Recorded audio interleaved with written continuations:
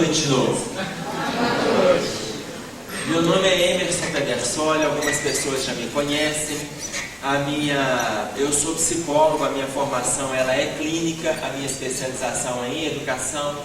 Eu já fui professor da PUC e dei aula no curso de psicologia, dei aula na cadeira de psicologia da adolescência e psicologia da educação, para o curso de ciências e para o curso de história. Atualmente eu estou envolvido com a clínica, com palestras e cursos em história. A minha formação moral religiosa, eu sou espírita, sou um dos diretores de uma instituição de crianças excepcionais com paralisia cerebral em Belo Horizonte. Nós temos 46 crianças internas e nós estamos com as instalações prontas para chegarmos a 115 crianças. Vocês, quando aparecerem lá na nossa terra, têm a liberdade de me dar uma ligadinha e ir lá conhecer a nossa casa. Nós vamos fazer uma abordagem sobre a questão do suicídio e eu pensei da gente fazer da seguinte forma: nós vamos dar uma pincelada sobre a questão do suicídio, no que diz respeito a aspectos sociais, sobre a questão da intenção e o que pensa a pessoa que comete o suicídio, e nós vamos ver também alguns aspectos psicológicos. Aí eu vou trazer uma abordagem sobre a questão familiar e eu gostaria que a gente tivesse um tempo, em vez de eu ficar fazendo uma palestra o tempo todo, eu gostaria que a gente tivesse um tempo para vocês se posicionarem e fazerem algumas questões. Ok? Podemos fazer dessa forma? Porque se eu fazer a palestra daqui a 20 minutos, vocês vão estar dormindo, isso não é interessante, né? Então, olha só, primeiro, eu não sei se vocês sabem, suicídio foi criado por um padre jesuíta no século XVIII, que se chama Guyot de Fontaine. Guyot de Fontaine, ele criou esse termo, sui quaedis. Sui quaedis significa morte a si próprio. Sui, de si, e quaedis, de morte, morte a si. Nós vamos ver 3 aspectos do porquê que a pessoa comete o suicídio, o que passa na cabeça daquele que comete o suicídio.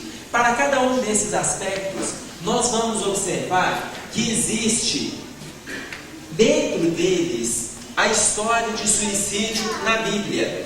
O primeiro aspecto é por própria deliberação.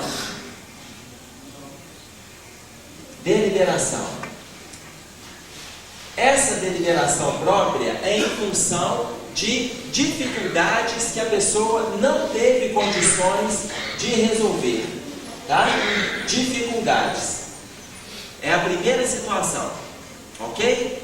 A segunda situação, o que pensa aquele que comete o suicídio? Ele, aliás, o que ele pensa? Ele é indiferente ao sentimento,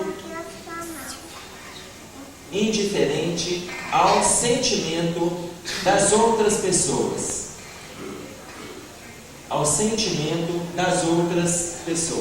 É a primeira situação.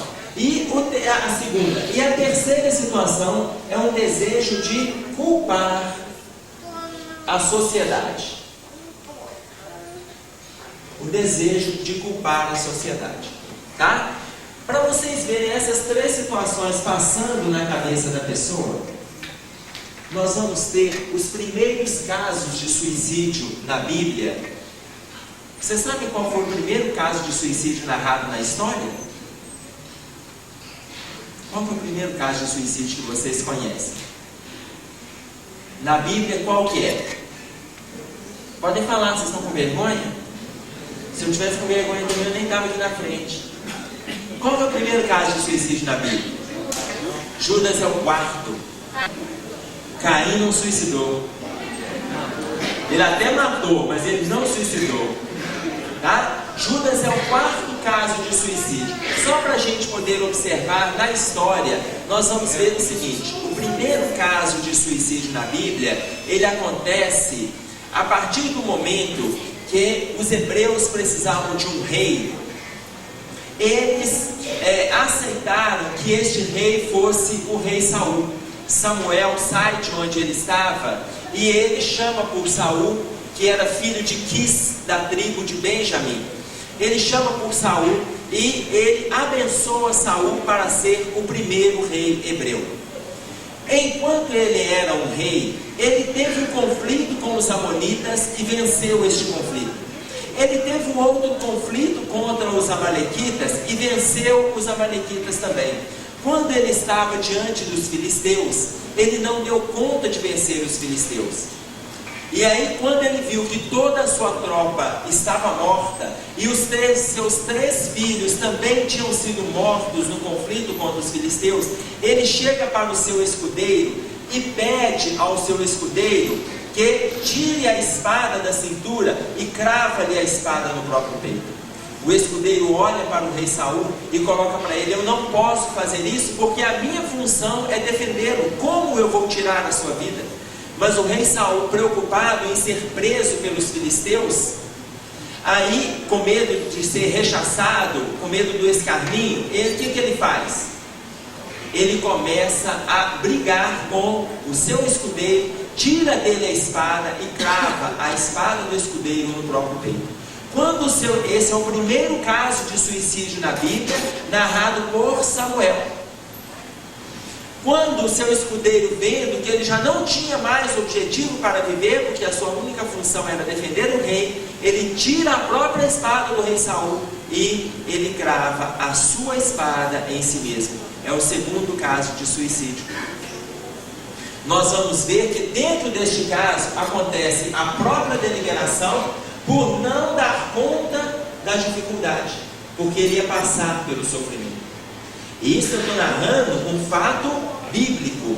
Se nós observarmos a nossa história mais recente, Hitler, ele também suicidou.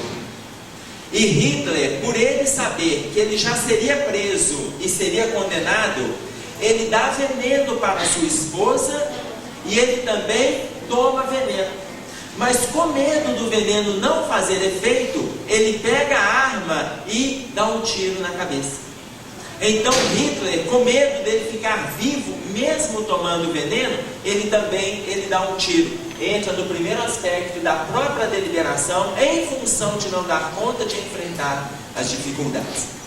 O segundo caso na Bíblia é o caso de Sansão, que é narrado para nós em Juízes, do capítulo 13 ao capítulo 16 do Velho Testamento. Sansão também se proporciona o suicídio. Só que na forma de Sansão havia um desejo interno de culpar a sociedade pelo seu sofrimento.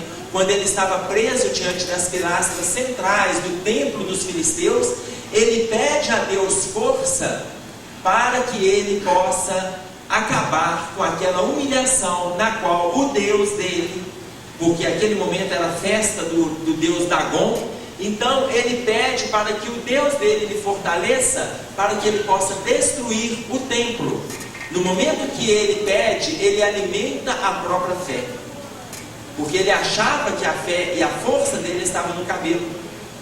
E aí na hora que ele alimenta a própria fé, quando ele faz a oração, ele recupera a sua força. Ele derruba as pilastras centrais do templo e ele também morre. É um suicídio. Esse suicídio acontece em função daquele que quer culpar os outros pela sua própria morte. Neste momento, ele morre e muitos dos filisteus que estavam no templo morrem também.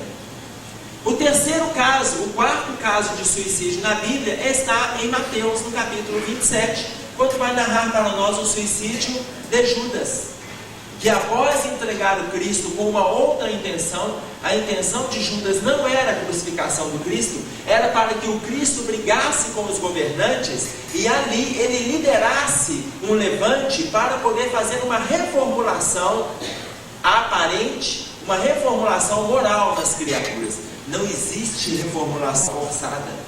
A gente se reformula quando a gente deseja.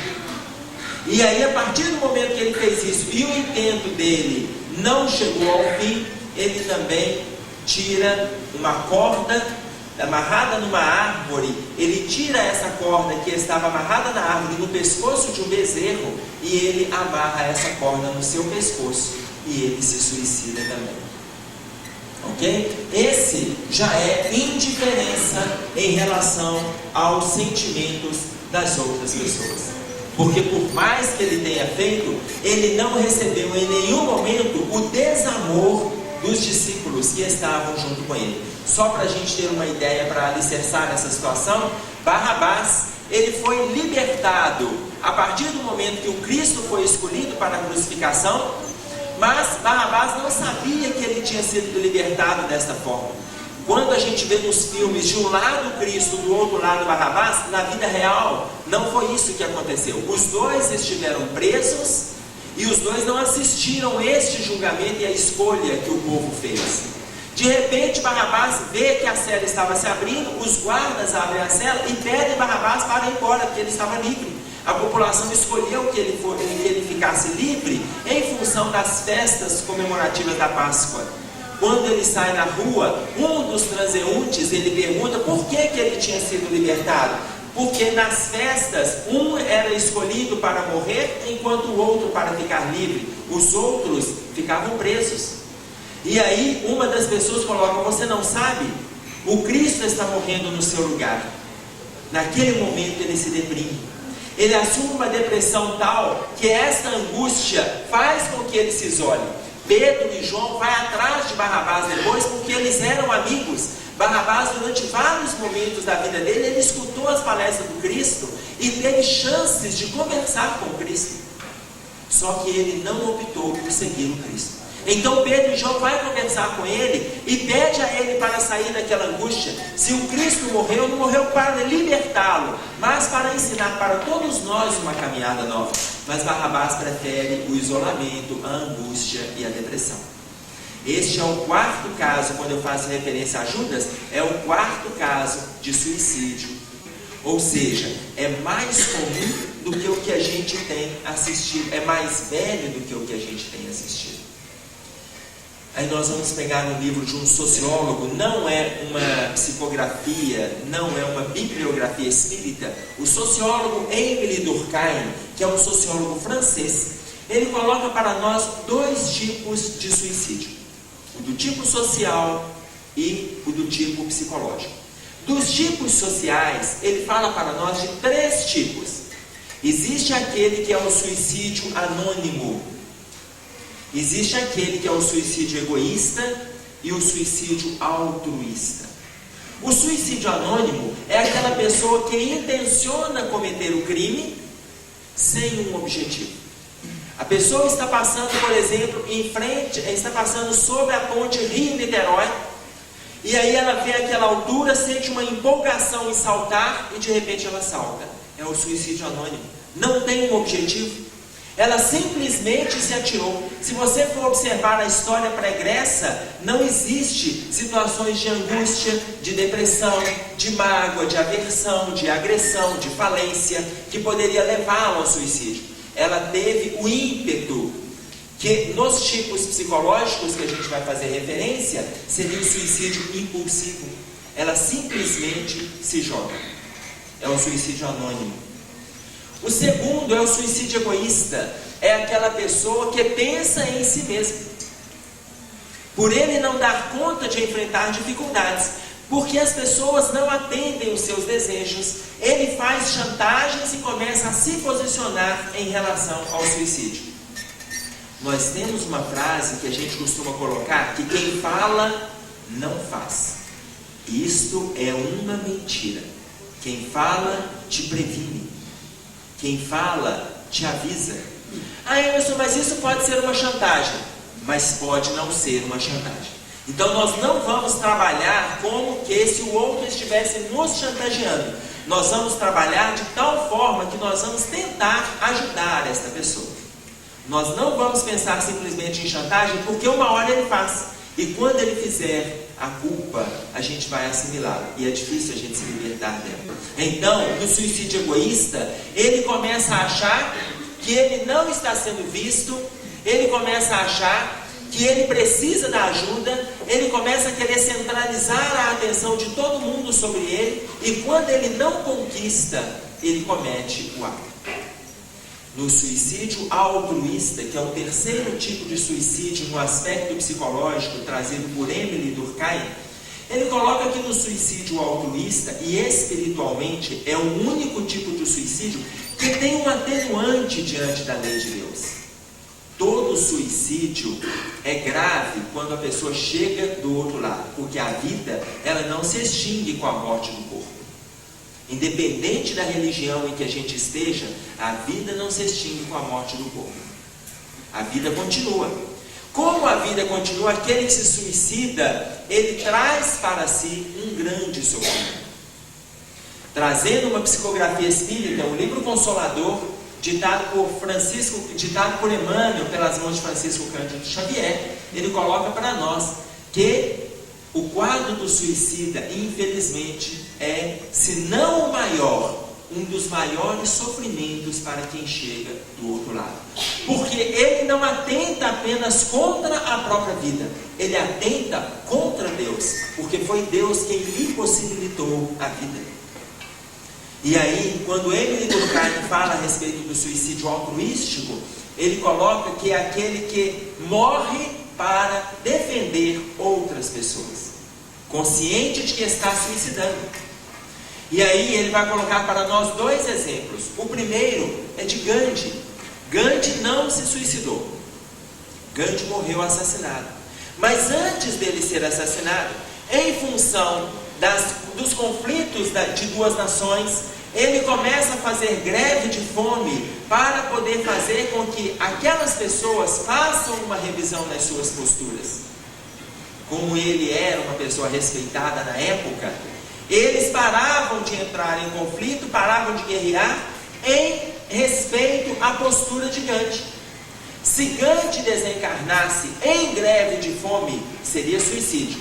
Só que seria o suicídio altruístico, para poder libertar um dos conflitos, da opressão, ele estaria dando a própria vida. Só que um louco tira de Gandhi a vida para que as nações continuassem guerreando. Então ele não morre pelo suicídio, ele morre assassinado.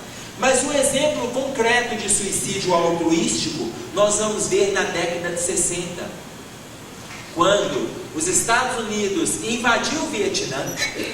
Em função da defesa dos vietnamitas, monges budistas assentaram-se em frente à embaixada americana, colocaram líquido inflamável no próprio corpo e atearam fogo no próprio corpo.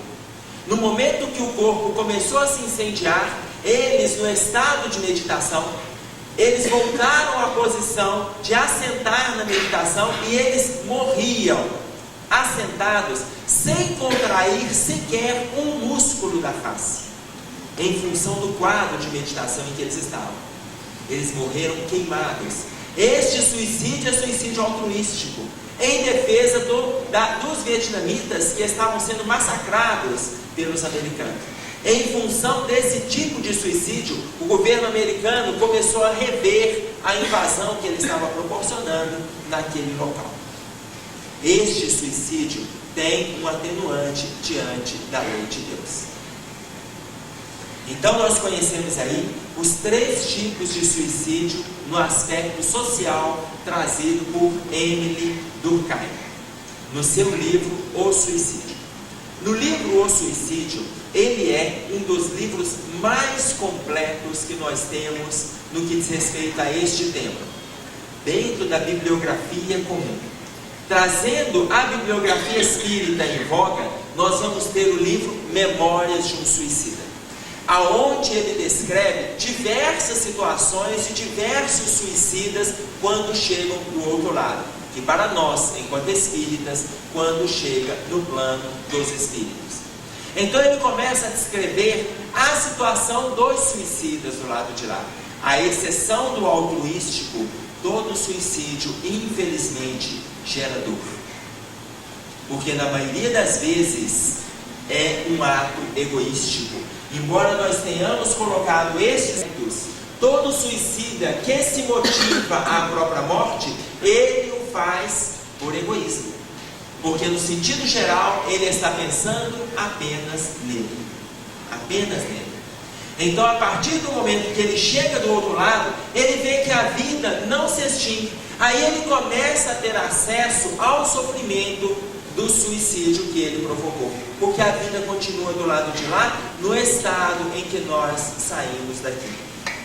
Então, se nós estamos trabalhando, somos pessoas ativas, somos pessoas saudáveis, a vida continua para nós dessa mesma forma. Aquele que suicida, ele começa, infelizmente, a assistir às cenas do suicídio e sentir as dores do suicídio no próprio corpo espiritual. E essa dor, ela é atroz. É sofrimento inenarrável, conforme coloca para nós Emmanuel no livro O Consolador. Ok? Nos aspectos psicológicos,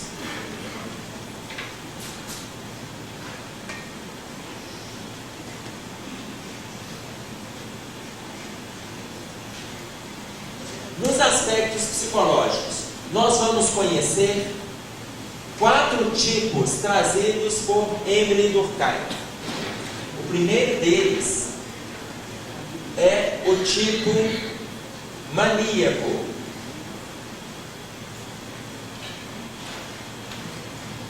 O tipo maníaco normalmente é um quadro da pessoa que tem alguma dificuldade no campo psiquiátrico. Normalmente o suicida maníaco é aquele que ele tem um quadro de esquizofrenia, tá? E aí, quando a gente fala de esquizofrenia, nós vamos pegar pelo próprio termo.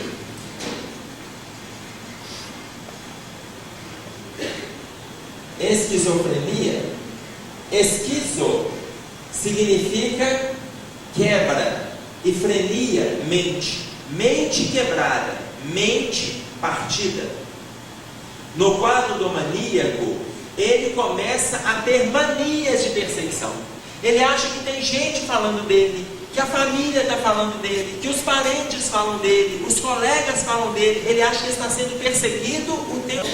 Então, ele parte para o suicídio como se fosse uma alternativa de fugir da perseguição. É a primeira situação. A segunda, nós vamos encontrar o melancólico ou o deprimido. No quadro do deprimido, nós vamos ver no gráfico, aqui no alto é aquela pessoa que está na mania. Aqui embaixo, a pessoa que está na angústia extrema. Nós somos considerados eutímios. Ora a gente está alegre, ora a gente está triste. Eutímio significa normal. Nós somos normais? Vocês estão na dúvida, né? Vocês começaram a rir e falar: ai meu Deus, será que eu sou? Quando a gente fala de eutimia, nós estamos falando de normalidade. Nós somos considerados eutímios, tá?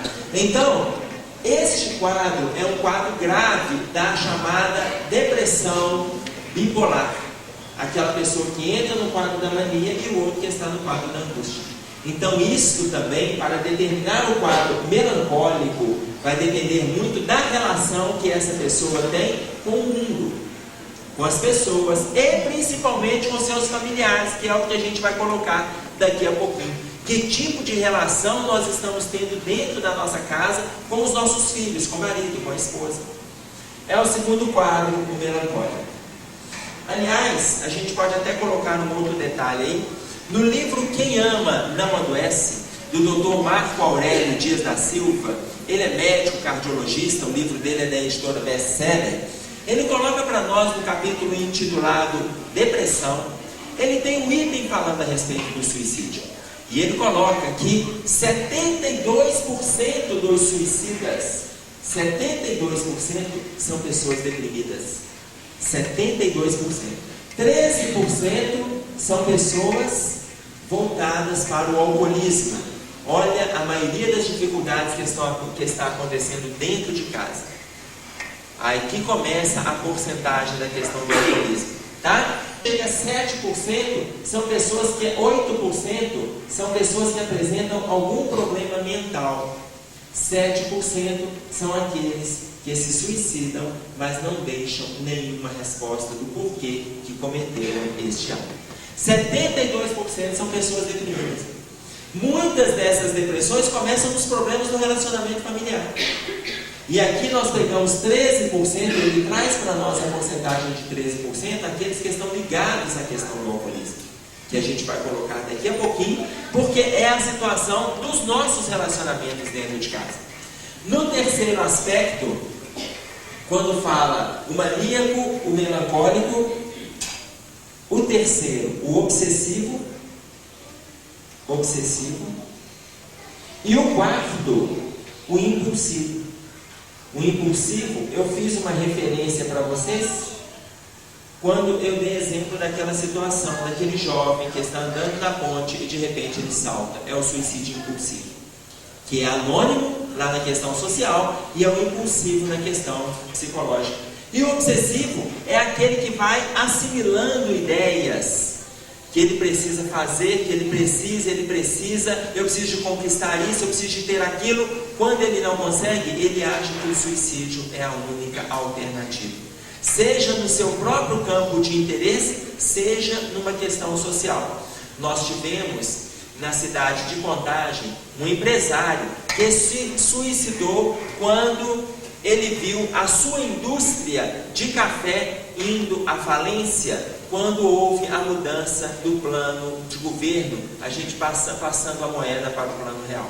Ele começou a quebrar e ele culpou o governo, deixou isso registrado em carta, que o governo era o responsável pela sua morte.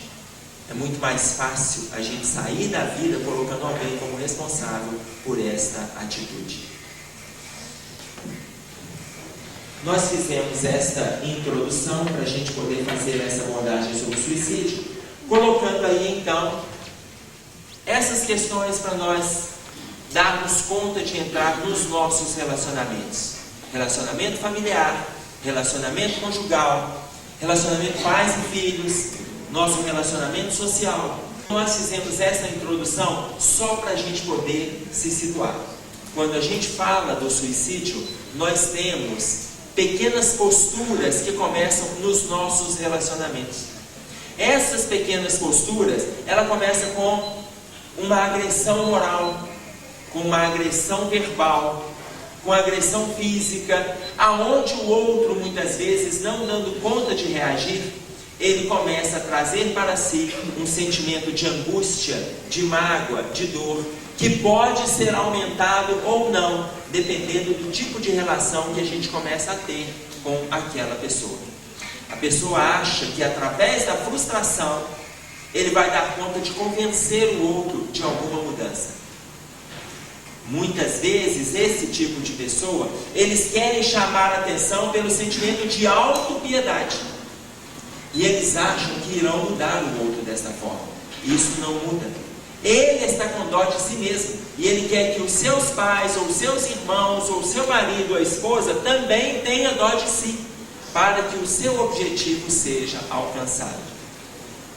Dentro dos relacionamentos familiares, o mais comum, porque quando a gente pensa em suicídio, fala em suicídio, nós pensamos apenas no suicídio, aquele que acontece de forma instantânea, onde a pessoa salta de determinado lugar, salta de um prédio, onde a pessoa dá um tiro no peito, onde ela salta numa linha de trem ou debaixo de um ônibus. Existe aquele suicídio lento, pelo uso da droga, pelo uso do álcool, pelo cigarro e assim por diante. São suicídios lentos. E aí nós vemos no relacionamento familiar, o que acontece muitas vezes é indução da própria família. Quando você pega o jovem e você não coloca limite para ele, por exemplo, em relação ao uso do álcool, ele está suicidando na sua frente. Só que esse tipo de suicídio a gente não considera, né? Porque nós temos um tal do bebê social. Bebê social pode. Eu não sei por que nós inventamos isso. O brasileiro, ele é cheio de alternativas. É uma forma dele entrar no céu e convencer São Pedro que ele estava só socialmente. Ele nem excedeu. Que socialmente podia, era só na sexta. Ou seja, o social, a gente passa a mostrar isso para os nossos filhos a título de exemplo. Os nossos filhos aprendem quando a gente conversa com eles. Eles aprendem quando nós somos exemplos na relação com eles. É desta forma que eles aprendem. Não basta a gente falar. Nós muitas vezes, para justificar os nossos erros, nós falamos para eles assim: faço o que eu falo, mas não faço o que eu faço. Essa frase é dos fariseus. Quem dera se os nossos filhos olharem para nós e falar que eles também farão do jeito que a gente faz. Se não assim, melhor. Ou seja, é sinal de que nós estamos sendo exemplos saudáveis. Quando a gente tem medo dos nossos filhos fazerem o que a gente faz, nós começamos a ter problema na forma que a gente está educando os nossos filhos. Um exemplo simples. Um senhor estava no ônibus. Quando ele foi pular o filho dele na roleta,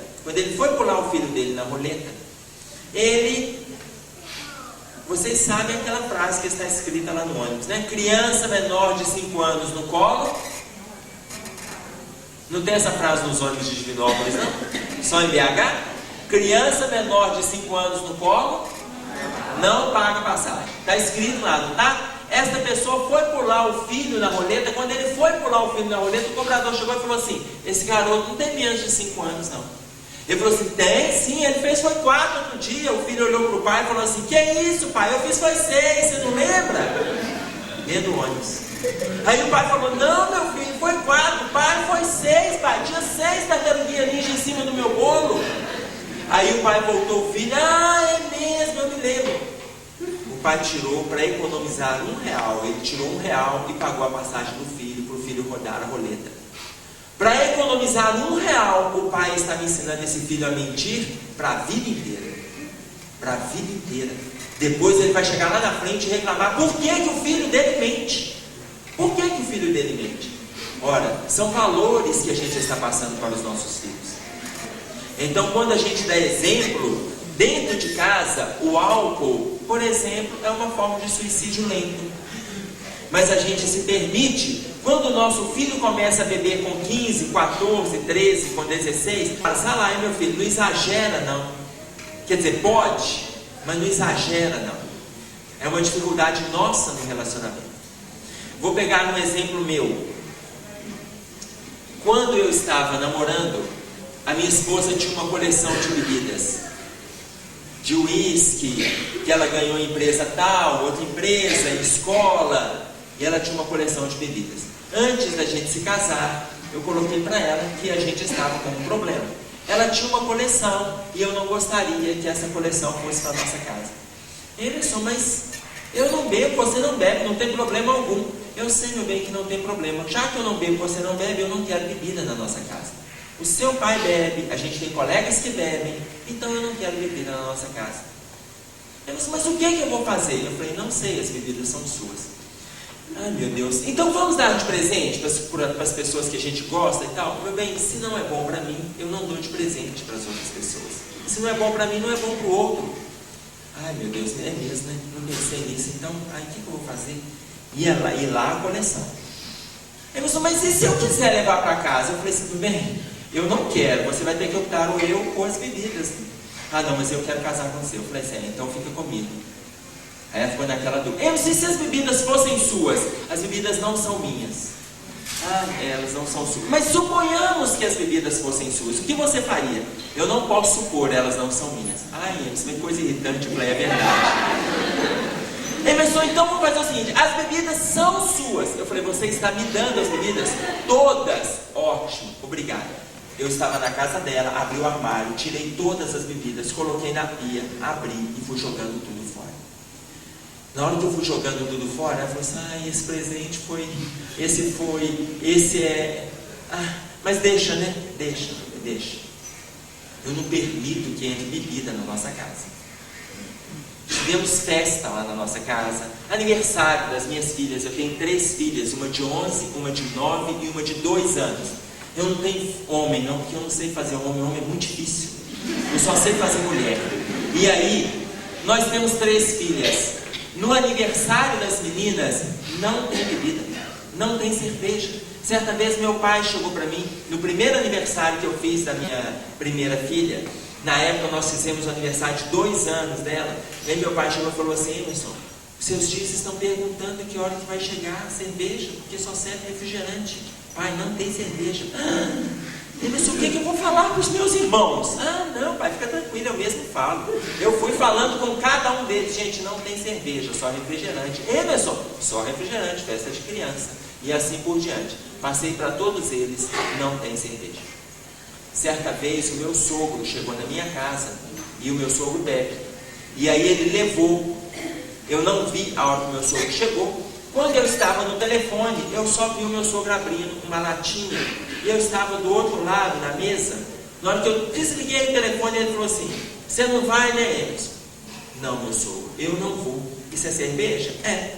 Você não vai, né? Eu falei, eu não vou e eu não gosto que beba na minha casa. E o senhor sabe disso. Já que o senhor abriu essa latinha, eu não vi a hora que o senhor chegou. Se tem mais na geladeira, se o senhor trouxe. Já que o senhor trouxe esta e já abriu, beba esta. Mas eu não quero que abra mais cerveja na minha casa. Que é isso, Emerson? É só uma latinha. Eu sei, mas aqui é só a minha casa. E na minha casa eu não quero. Aí ficou aquele meio constrangimento.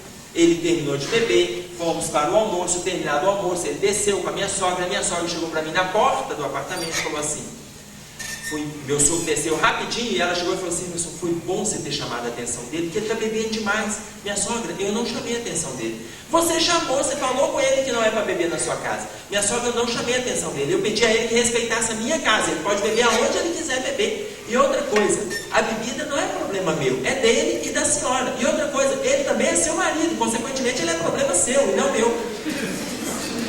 Então, a propósito, aí eu abri a porta da geladeira, tinha outra latinha lá, falei: minha sogra, faz favor, leva para ele. Emerson, pode jogar fora, porque eu não quero. Não, minha sogra, foi ele quem pagou, a cerveja é dele. É dele, leva para ele. Ela levou a bebida embora. As minhas filhas chegaram para mim, certa vez, viram falar na escola sobre a questão do vício e quiseram falar com o avô. Eu falei: minhas filhas, vocês não vão falar com o avô de vocês. Desde que não seja na nossa casa, vocês não podem chamar a atenção daquele que é mais velho. Ou seja, elas assistem o avô, assistem o tio, assistem o primo beber. Mas isso é um problema deles. Elas aprendem que esse respeito é dentro da nossa casa. E dentro da nossa casa, a gente não aceita. Pode colocar. Você disse que antes de casar, você teve esse espaço para viver depois do seu namorado. Sim. Quando você passou a pensar dessa forma de não aceitar, não ser a favor? A partir de quando? Quando que eu comecei a ser contra a questão da bebida? Quando eu estava com 16 anos, eu bebi 3 copos de cerveja na casa da minha prima. E eu senti que eu estava alegre. Sabe aquela alegria que você começa a falar o que não deve, né? Aí eu peguei e falei: gente, bobagem, por que eu estou fazendo isso? Cerveja é até ruim, gostoso, é refrigerante, porque é doce. Aí eu parei. Com 18 anos eu estava numa turma onde o colégio, eu estudei em Belo Horizonte, chama Colégio Estadual Central, aonde é cercado de barzinhos. A turma reunia nos barzinhos e eu também me reunia com eles. Quando eu fui me reunir com eles, todos beberam. E aí todos beberam e eu não conhecia essa turma. Aí eu peguei também e pedi uma cerveja. Todos beberam, eu tomei um copo de cerveja. Na semana seguinte todos foram para o barzinho depois da aula, eu fui com eles. E aí todos pediram cerveja e eu pedi suco. Na semana anterior, uma colega minha que era batista pediu suco. E aí todo mundo riu e tal. Na semana seguinte, todo mundo reunido, todo mundo pediu cerveja, ela pediu suco de abacaxi e eu falei com o garçom: 2. Aí o pessoal começou a rir e falou: mas ela já te converteu em uma só semana? Eu falei: não, não estou convertido. Ela é batista, eu sou espírita. Antes eu bebi para poder conhecer vocês. Mas eu descobri que eu não preciso de me interagir com a bebida para estar ao lado de vocês. Foi a última vez que eu tomei este copo de cerveja quando eu estava com 18 anos. Entendeu? Agora, a partir do momento que eu fui namorando, que a minha esposa bebia de vez em quando no namoro, mas era sempre alguma coisa que ela mesma fazia fraquinho, eu não quis que ela deixasse de beber, mas ela foi aos poucos entrando comigo dentro da religião, a gente foi se fundamentando, a gente foi estudando e aos poucos ela foi abandonando também. Então, na realidade, não houve um impasse, né? Houve um acordo, mas um acordo em motivo das posturas que a gente estava respeitando. Ok? Quando eu dou exemplo da bebida, gente, eu estou dando exemplo de suicídio lento, porque nós, enquanto pais, nós somos exemplos para os nossos filhos. Então, eu estou dando exemplo deste esporte. O mesmo exemplo do cigarro. Outro dia o Raul Teixeira, lá em Belo Horizonte, ele é físico, ele é doutor em educação, mestre em física, professor de física na Universidade Federal do Rio de Janeiro. Ele dando uma palestra sobre a questão dos vícios, ele falou assim: quem fuma morre, quem não fuma desencarna. E aí a gente fica assim, como é que é isso? Quem fuma morre, quem não fuma desencarna. Quem fuma atenta contra a própria vida e sofre as consequências do fumo. Quem não fuma se liberta da carne, se liberta do corpo físico quando chega a morte. E aí eu estabeleço para vocês uma diferença. Existe uma diferença em ter conhecimento e ter consciência. Ter conhecimento e ter consciência. Um exemplo: o pneumologista é aquela pessoa que tem todo o conhecimento. Aliás, pneumologista, qual é a especialidade dele? É pneus? É pulmão. Então, o pneumologista é aquele que conhece tudo sobre os pulmões. Ele faz palestras sobre a área dele, ele fala a respeito dos pulmões, fala de alvéolos pulmonares, fala dos bronquíolos, fala do efeito do cigarro. No intervalo da palestra ele fuma. Ele é uma pessoa que tem conhecimento, mas falta consciência. Porque conhecimento é a construção teórica daquilo que a gente estuda. E consciência é a prática. Ele tem conhecimento, mas ele não coloca o conhecimento dele em prática. Quando eu trago isso para as relações, quantos conhecimentos a gente tem acumulado e quantos de nós estamos trazendo dificuldades para o próprio relacionamento familiar? Quantos de nós estamos trazendo dificuldades? Ou seja, a base de uma sociedade saudável é a família. Quando eu falo de família, não estou falando de casa, não estou falando de lar. Existem pessoas que fazem do tempo no relacionamento familiar qualidade. Existem pessoas que estão preocupadas com a quantidade. Beneficiar os filhos com presentes, beneficiar os filhos com lazer, beneficiar os filhos com mesadas, beneficiar os filhos com viagens, mas esquecem da qualidade de tempo de ficar com seus filhos. Quando eles esquecem da qualidade, eles não sabem o que os filhos estão abrigando lá na sua alma. Não sabem. Quando começam a aparecer as dores, as dificuldades, os vícios, aí começam a questionar: o que eu fiz? Trabalhou anos para poder dar estabilidade para o filho, excedeu, em vez de trabalhar 8 horas e ter tempo com os filhos, trabalhou 10, 12 horas, não tinha final de semana, não tinha qualidade de tempo. É mais importante você ter qualidade de tempo com seu filho do que quantidade de tempo. Tem pais que ficam o dia inteiro com os filhos e não passam nada de valor para os filhos. Tem pais que ficam 1 hora, e 1 hora é ele e o filho dele. Esta 1 hora ele troca, ele não atende telefone, ele não atende o vizinho, ele sai, ele passeia. É 1 hora, mas 1 hora que ele tem troca, que ele tem diálogo, que ele tem afetividade, que eles têm um beijo no rosto, que eles têm um abraço fraterno. Nós estamos falando de qualidade de relacionamento. Não é a quantidade que vai fazer com que a gente resolva os problemas dentro do caso, mas é a qualidade, é a relação de diálogo que acontece nesse comportamento aí. Ok? Quando eu coloco a respeito do relacionamento familiar, eu vou trazer um fato concreto que a gente teve uma experiência no consultório.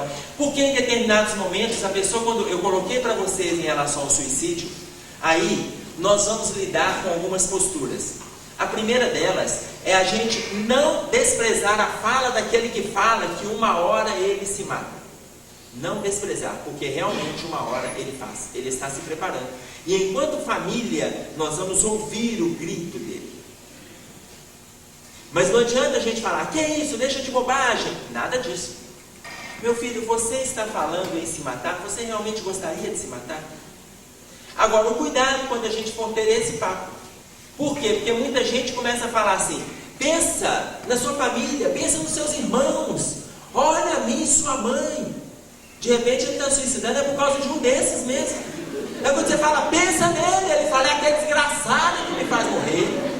Tá claro? Ou seja, nós não vamos compeli-lo a pensar em alguém que está sendo às vezes um motivador e a gente que não está sabendo.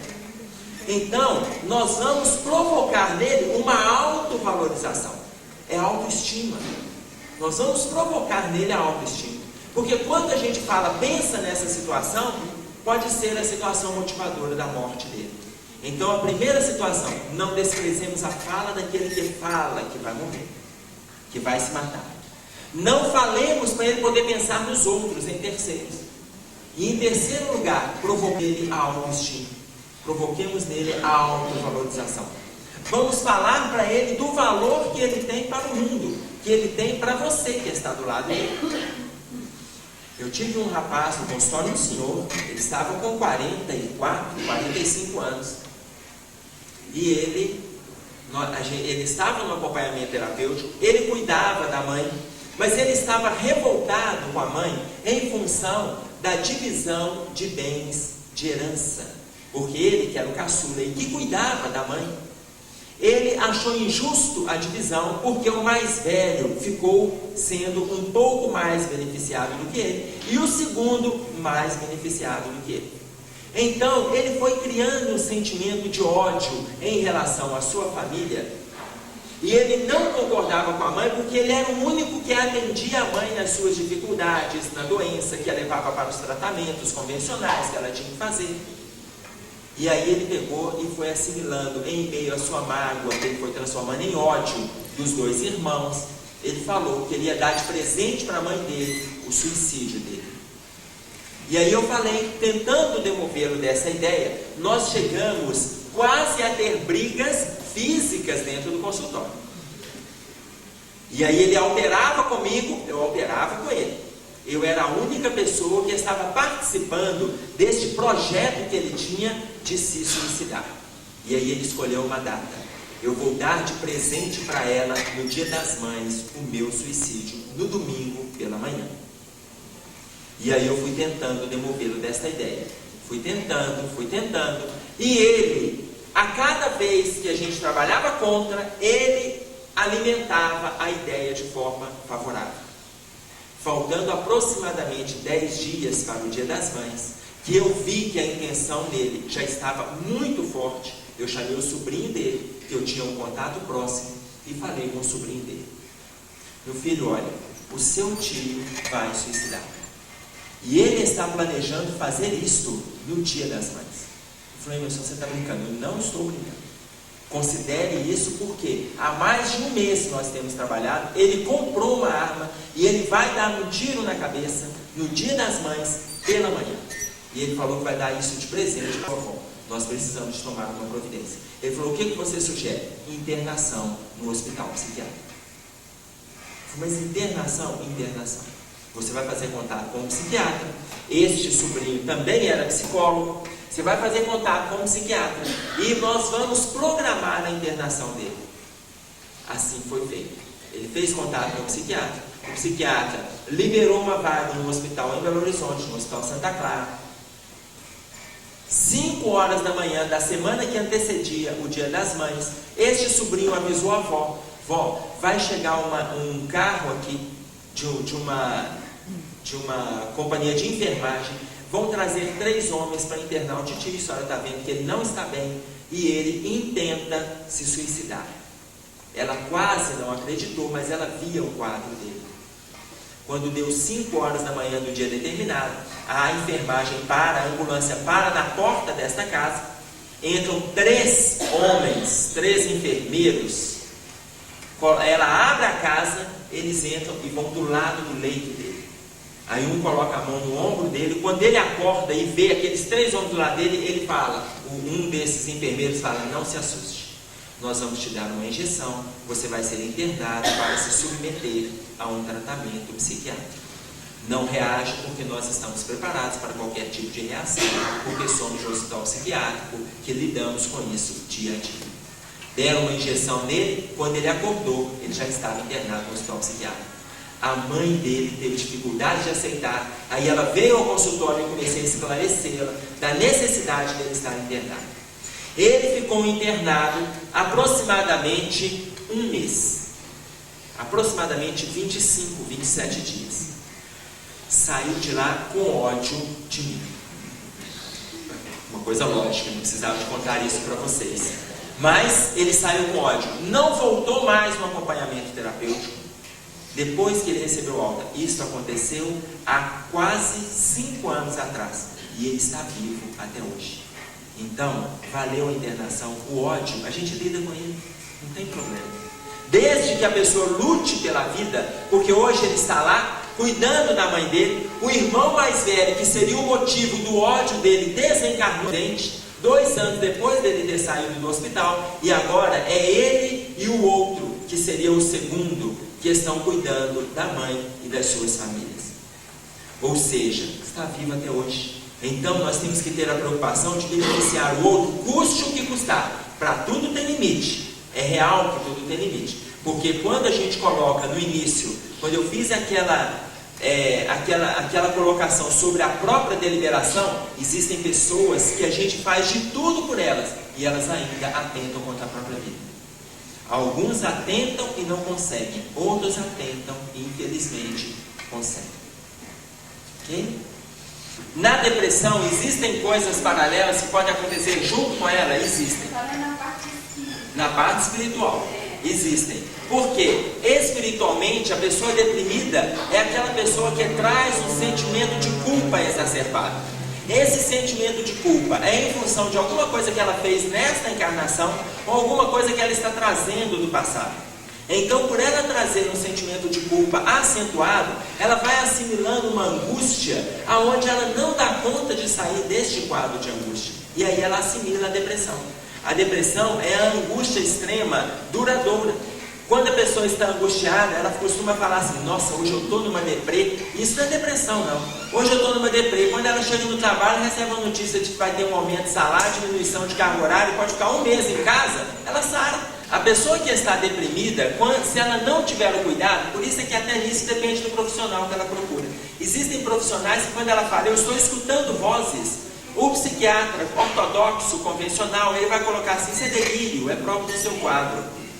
Quando você vai no outro que tem uma fundamentação espiritual, não necessariamente espírita, se for espírita, ele tem um conhecimento mais aprofundado. Aqueles que têm um conhecimento espiritual, ele sabe que ela está escutando vozes, às vezes até de parentes, que estão ligados a ela ainda, que desencarnaram, mas estão próximos do ambiente familiar. Ela começa a sentir vozes, começa a sentir saudade, começa a entrar no quadro da depressão. Quando isso acontece, já não é mais uma sintomatologia do quadro depressivo. Ela já está dando conta de fluir de forma mediúnica. Aí ela começa a canalizar a faculdade dela. Por quê? A pessoa que está lá psicografando, vendo, ouvindo, é uma faculdade mediúnica, escuta espíritos. Muita gente escuta, tá? Muita gente escuta. Só que a pessoa fala assim: nossa, só Deus que me livre. Isso é igualzinho quando vai falar da morte. Vai falar da morte, a coisa mais comum depois que a gente nasce é morrer. Se a gente, quando alguém chega para você e fala que vai falar de morte, você fala assim: não, pelo amor de Deus, não vou falar desse assunto não. Você pensa se vai ganhar na loteria, se vai casar, se vai ficar solteiro, quantos filhos vai ter, se você vai viver separado, se não vai. Tudo que você pensa não é real. Pode ou não acontecer. Quando a pessoa vem falar de morte, não. Desse assunto eu não falo. A única coisa que é verdade, você não fala. Aquilo que não é verdade, que depende do seu delírio, aí a gente fala daquilo, sonha em ganhar na loteria, ganhar sozinho. A gente sonha com um monte de coisas que não são verdadeiras. Quando a pessoa começa a escutar e sabe filtrar, direcionar para dentro da casa espírita e etc., ela está usando da faculdade. Mas dentro desse aspecto a gente sempre coloca que se é para fluir o lado mediúnico, que seja psicografia, que seja evidência, que a pessoa tenha a predisposição de frequentar uma casa espírita, aonde ela vai passar por uma educação mediúnica. Não é interessante a pessoa ficar psicografando dentro de ônibus, dentro de casa, na casa do parente. Por quê? Porque seria a falta de educação mediúnica. O espírito vem, quer se comunicar e a pessoa começa a se comunicar. Por isso a questão da casa mediúnica. Aí, olha, nós até não vamos nos prender não, mas a gente vai precisar de ter acesso a uma casa mediúnica, a uma casa de orientação mediúnica, uma casa espírita. No final você me procura que eu te passo aqui mesmo, para você poder ter acesso. Então ótimo, então isso aí você vai lidar dentro da casa. Porque senão nós vamos começar a lidar com dificuldades do lado mediúnico fora da casa. Ok? Sim, aí, o que eu faço? Suponhamos na casa, eu dentro do consultório para uma pessoa que não é espírita, né? Como que a gente vai lidar com a questão do delírio do outro? Ora, ele vem com uma informação do psiquiatra falando que ele está delirando, tá? E que ele está escutando vozes falando para ele poder morrer. Morre, que é muito melhor para você. O que você está fazendo nessa vida? Deixa de bobagem, senhor. Pula debaixo do ônibus, lá o metrô. Pula na linha do metrô. Ou seja, aí eu começo a colocar para ele que existe um outro lado. Mas para eu começar a colocar o outro lado, olha, basta quando a pessoa entra no meu consultório, ela já vai ver por quê. Tem um quadro lá de 1 metro por 80 com o Cristo sentado no monte observando a cidade de Jerusalém. Então, ao sentar lá, a pessoa já está vendo o quadro do Cristo. Ela vai ver que no mínimo eu sou religioso. Ou seja, isso já dá abertura para eu poder fazer alguma colocação para ela. Eu não fujo a ela de falar que ela tem que entrar para o centro, ela tem que fazer isso. Eu coloco para ela que existe vida depois da morte. Nem tudo que a gente escuta é delírio. Existem informações que a gente passa a escutar e nós temos que aprender a lidar de forma disciplinada com essas informações. Como você faz para diferenciar, por exemplo, quando para descobrir se é delírio realmente ou se são informações? À medida que você vai trabalhando com a pessoa no processo terapêutico, você descobre se a pessoa está escutando vozes ou se a pessoa está alimentando o próprio estado íntimo. Quando ela alimenta o estado íntimo, é delírio. Tá? Porque na alimentação do estado íntimo, ela não escuta, ela fala que vem de dentro. Quando ela escuta, ela fala, tem uma voz falando comigo. Tá claro? Dentro dessa situação e dentro de uma dificuldade familiar, eu tive uma garota no consultório que ela chegou para mim com a indicação de já ter passado por 3 tentativas de suicídio. 3 tentativas de suicídio. E aí, na época, o meu consultório era no 12º andar de um prédio na Avenida Amazonas. E, num determinado momento do tratamento terapêutico, ela teve dificuldades com um relacionamento rompido, tá? Por ela não dar conta da interrupção desse relacionamento, não teve assistência da família dela, porque a mãe e as irmãs a desprezavam o tempo todo, é aquela que a gente chama de ovelha negra na família, por não concordar com as posturas familiares. Então o que houve? Esta garota chegou para mim já com 3 tentativas de suicídio. E aí nós começamos a trabalhar de forma terapêutica. E ela escutava vozes, ou seja, não era dela, vinha de fora. Certa vez ela chegou no consultório e eu estava sentado de um lado da mesa, ela do outro lado da mesa, ela colocou a mão sobre a mesa, tirou uma gilete e começou a se cortar. Ela começou a se cortar e eu olhei para ela do jeito que eu estou olhando para vocês. E aí, quando a mesa estava toda ensanguentada e ela com os braços, mas ela se cortava e ria. Ou seja, essas vozes que ela escutava ainda atuavam sobre o comportamento dela. Ela não sentia dor desses cortes. E aí, na hora que ela terminou, ela pegou e falou assim: você vai ficar com essa cara aí para mim? Eu aqui sofrendo e você sem a menor dó de mim? Eu falei, não, eu quero falar com você, estou esperando você terminar de se cortar. Aí na hora que ela parou de se cortar, eu falei assim, agora você faz favor de levantar, vai no banheiro, pega o pano de chão e limpa a minha mesa. Ela olhou para mim com um ar assustado. Ela falou assim, é assim que você fala comigo? É, você está sujando o meu consultório, faz favor de limpar, porque depois a gente vai conversar. Aí ela levantou assustada, foi para a mesa, foi para o banheiro, pegou o pano, molhou o pano, limpou a minha mesa, limpou o chão, porque tinha pingado sangue no chão. Aí na hora que ela se assentou, ela pegou e falou comigo assim, o que você tem a me dizer? Você quer morrer? Já que você quer morrer, nós estamos no 12º andar sobre a Avenida Amazonas. Abra aquela porta que tem uma varandinha e salte. Pelo menos assim, você morre e não me dá dor de cabeça, porque ninguém sabe que você entrou no prédio. Você quer morrer? Eu tentei pensando no plano A. O meu plano A era, se ela quisesse morrer, abra a porta da varanda, vá lá fora e salte. E aí ela sentou, olhou para mim e falou assim, é assim que você gosta de mim? Não, eu gosto de você, mas você não se gosta. Então já que você quer, faça isso. É lógico que eu não vou fazer. E aí, conversando com uma colega minha que é psicóloga, essa colega falou para mim assim, Emerson, e se ela resolvesse tentar, abrisse a porta e fosse para a varanda para assaltar? Aí eu falei para ela, eu tentaria o plano B. Ela falou, e qual era o plano B? Eu falei, não sei, eu penso nele quando o A não der certo. O A funcionou. Se o plano A funcionou, eu não preciso de pensar no plano B. Eu pensaria se o A não funcionasse. Esta jovem, ela continuou comigo em terapia mais 1 ano. Ela fazia na época 3 consultas por semana, terça, quinta e sábado. Quando eu dei alta para ela de uma consulta na semana, ela ficou só terça e sábado, ela tentou suicídio. Ela tentou suicídio, não morreu, foi internada no pronto-socorro de Belo Horizonte, no João 23, ficou internada 3 dias. E aí ela chegou para mim e botou o dedo no meu nariz e falou comigo assim: você errou porque você me deu alta. Eu não estou dependente da terapia não, mas por enquanto eu preciso de ajuda. Quando você não fica achando que eu estou bem, não. Discute comigo sobre o meu estar bem, e eu também te dou retorno do meu processo terapêutico. Isso para mim foi uma das maiores lições que eu recebi dentro do consultório, no início da minha lead profissional. Isso foi por volta do 90, eu me formei em 88. Então, quando ela fez isso, eu aprendi que a alta do consultório, ela não pode ser não pode ser unilateral, não pode ser a partir do profissional. Você tem que estar discutindo com o outro sobre a alta terapêutica. E aí, quando ela se sentiu bem, ela diminuiu para 2, depois ela diminuiu para 1, diminuiu para 15 em 15 dias, e hoje é uma pessoa que está na sociedade, que está saudável, que está trabalhando, que está namorando, programando casamento, que está estudando, pensando em vestibular e tal. Ou seja, isto é um trabalho que a gente tem comum, trazendo para o relacionamento familiar. Se o seu filho, se o seu marido, se a sua esposa fala em suicídio, eu não estou colocando que vocês devem falar para ele, então pula lá debaixo do ônibus, só porque eu falei isso no consultório, não. Não fale, porque se ele pular, você vai falar assim: aquele desgraçado, aquele Emerson, falou que eu podia. Eu não estou falando isso, tá? Então, se porventura vocês sentirem que existe uma intenção de cometer, trabalhem junto com eles. Trabalhem junto com eles. Por que você deseja a morte? Converse com eles. Ah, porque você me despreza, você não gosta de mim, você não me ajuda, você não me favorece. Então vamos sentar aqui e conversar. O que é favorecimento para você? É eu te dar liberdade em todo lugar? É eu te dar liberdade com todas as pessoas? É eu deixar que você traga a sua namorada para dentro de casa e tranque a porta e transe lá dentro? É isso que é liberdade para você? Meu filho, isso aí eu não posso permitir, porque foge do relacionamento moral que a gente prega aqui dentro de casa.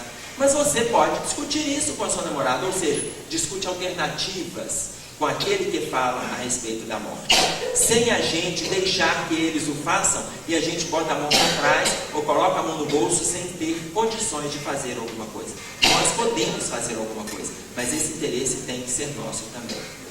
Olha só, o que é a reencarnação de uma pessoa suicida? A pessoa suicida, a reencarnação dela, ela vai acontecer normalmente envolvido com sofrimento. Tá? Envolvido com sofrimento. Vamos pegar alguns exemplos. Nós tivemos uma criança na nossa instituição. Ele tinha uma pele que crescia de dentro do seu ouvido, e essa pele lhe provocava muitas dores. Então, a cada 3 anos ele se submetia a um processo. Ele já tinha feito isso com 3 anos de idade, com 6, com 9. Ele se submetia a um processo cirúrgico, médico, para poder eliminar essa pele que os médicos nunca souberam entender por que ela crescia. Numa reunião mediúnica lá dentro da casa, os espíritos, orientadores espirituais deste garoto colocaram que ele já foi suicida na reencarnação anterior com um tiro no ouvido. E ele está entrando na adolescência, que era para a família ir se preparando, porque ele poderá de novo, em função da tendência que ele trazia na encarnação anterior, ele poderá de novo se suicidar. Este é um exemplo. Um outro exemplo, no livro Chico de Francisco, uma senhora chega para o Chico Xavier, e ela era mãe de um garoto. Ele era deficiente visual, ele era deficiente da fala, ele já não via, ele não falava, e ele não tinha os 2 membros superiores. E aí, essa senhora chega para o Chico e fala com o Chico assim: Chico, o meu filho, ele acaba de ser submetido a um exame médico, e os médicos colocaram que ele está com uma infecção nas pernas, e ele vai ter que passar por um processo cirúrgico, onde as 2 pernas serão amputadas. O que eu faço, Chico? O meu filho, ele já é deficiente mental, ele é deficiente visual, deficiente, e não tem os 2 membros superiores. O Emmanuel, o orientador espiritual do Chico, coloca para o Chico assim: fale para essa nossa irmã que o filho dela, ele já é suicida há 11 encarnações seguidas. E no momento de lucidez aqui no plano espiritual, ele pediu para ele ficar pelo menos uma vida inteira dentro da programação, para ele ficar vivo até a hora determinada por Deus, para ele poder desencarnar.